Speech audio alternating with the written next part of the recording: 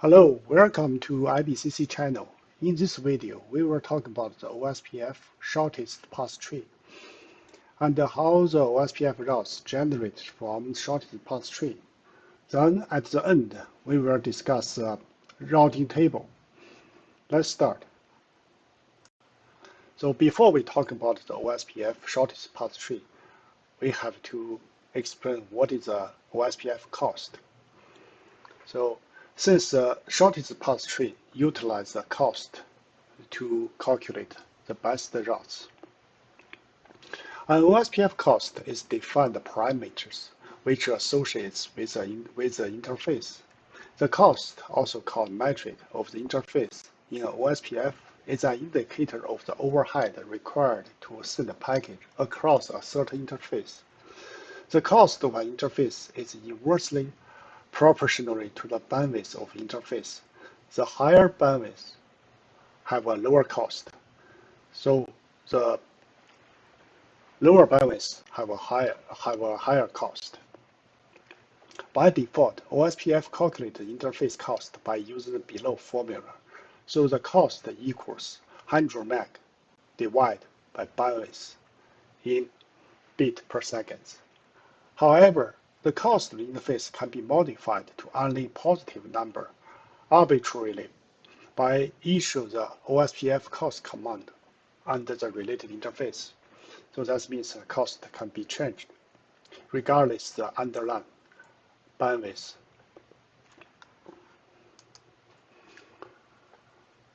So building the shortest path tree.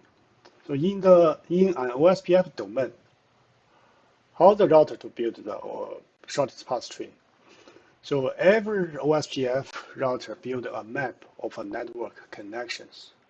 Each router then independently calculates the best logical path from himself to every possible destination in the network by comparing the cumulative OSPF cost of each possible path from itself to the destination.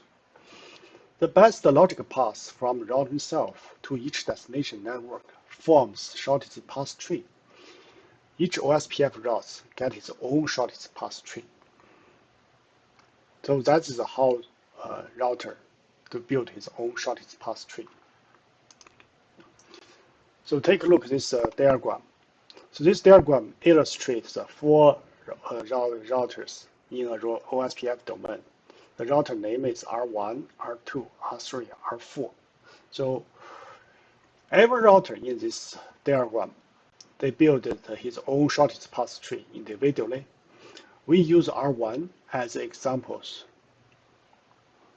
to explain how it works.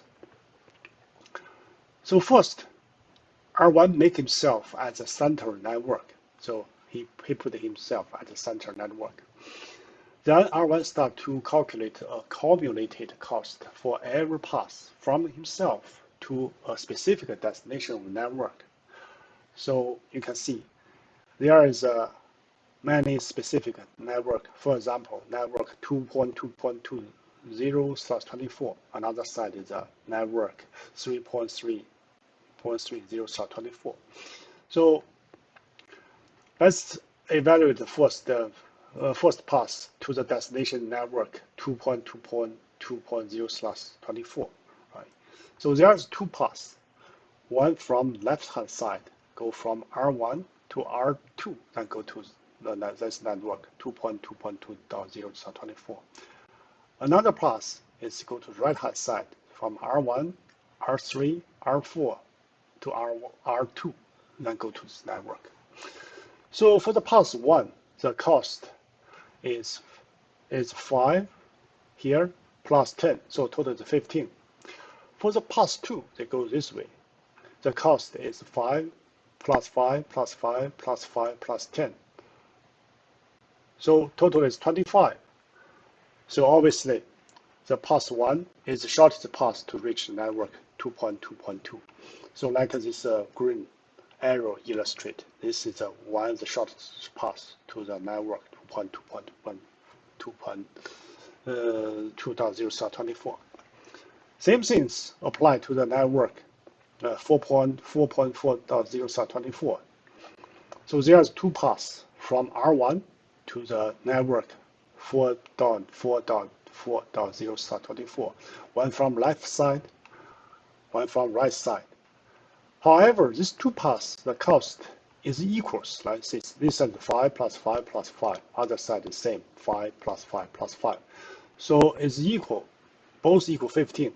So both these two paths from left side goes, from right side goes, are best paths, are shortest paths. So R1 marks this two paths as the shortest paths, also as a green arrow illustrate like this way.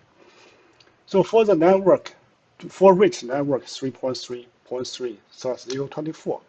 So from R1, there is also two paths, one from left side, long way. R1, go to R2, go to R4, then go to R3, then back to this network. So left side is a short way, right? So from R1 to R3. So the cost from the left-hand side, the cost, you can see, you can combine all the cost, 5, 5, 5 here, and 1 here. So the pass, the first pass, the second pass here is cost 15. So the pass 1 from R1 to R3 is 5 plus 1. That cost is 6. So the pass 1 is shortest path to the destination network 3.3.3.0/24, right? So for the for reach the network 1.1.1.0/24, they only have is connected. It's just the cost 1. So reach 1 only have one path. So this diagram, the green arrow in this diagram illustrates the shortest path tree of R1.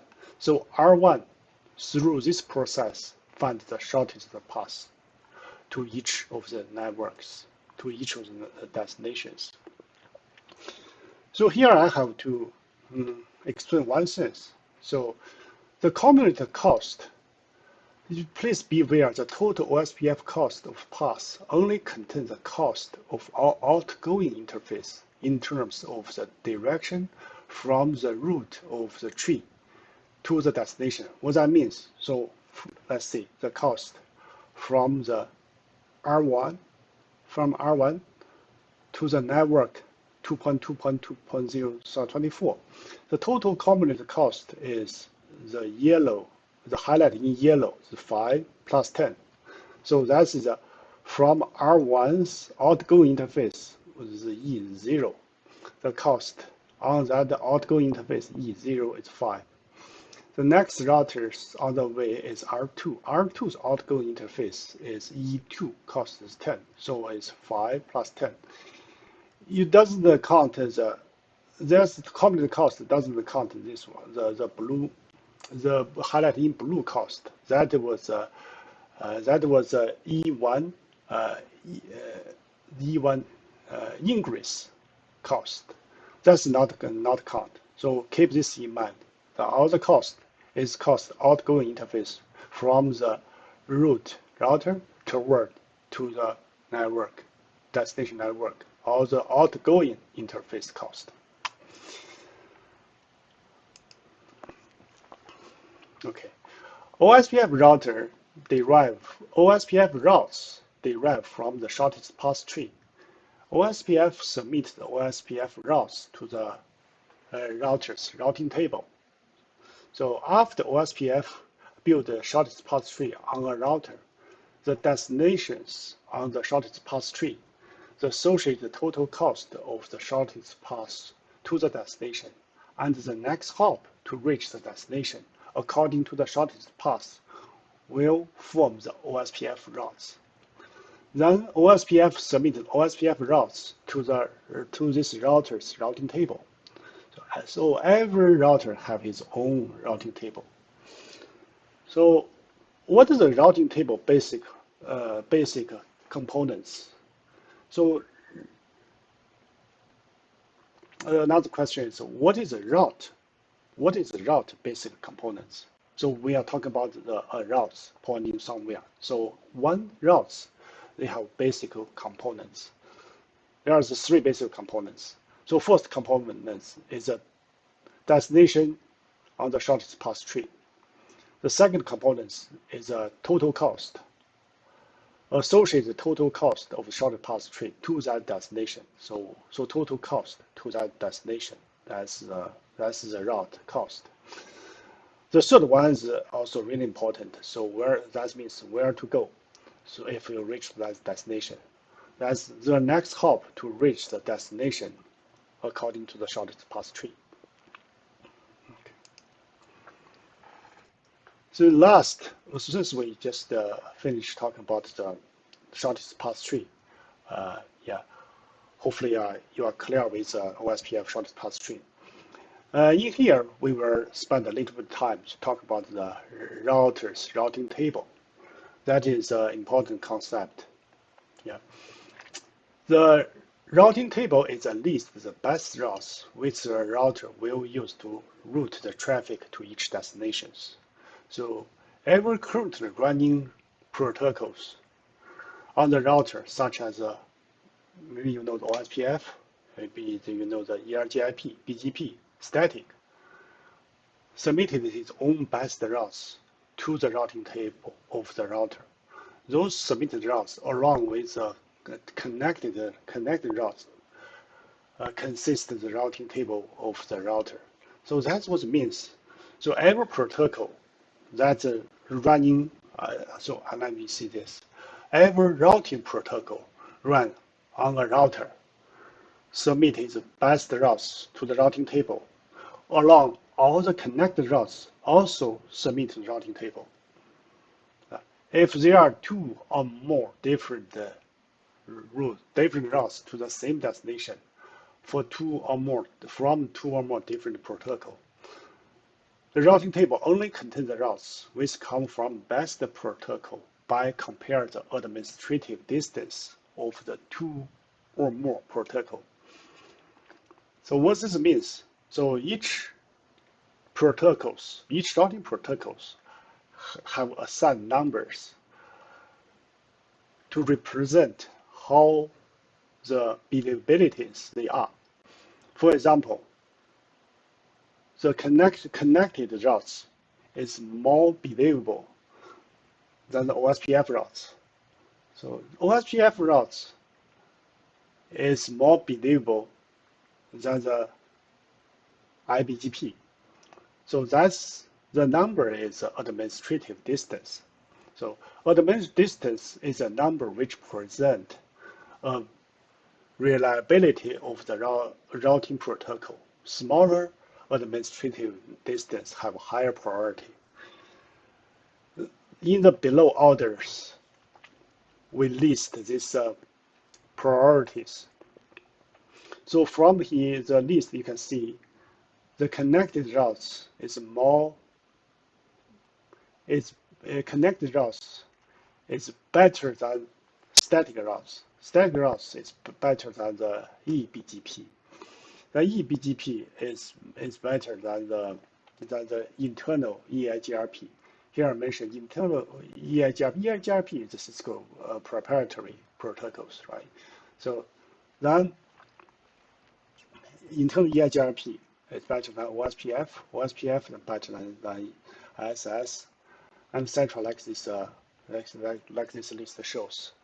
So here I give you examples, right? You can better understand this process. So for example, in a router named called R1, the OSPF protocol is running. OSPF protocol submit an OSPF routes for network 2.2.2/0, 2.2.2.0/24 to the R1 routing table. If there are the static routes for the same network, is 2.2.20/24 exist in this R1, the R1 routing table will only contain the static routes for the network 2.2.2.0/4.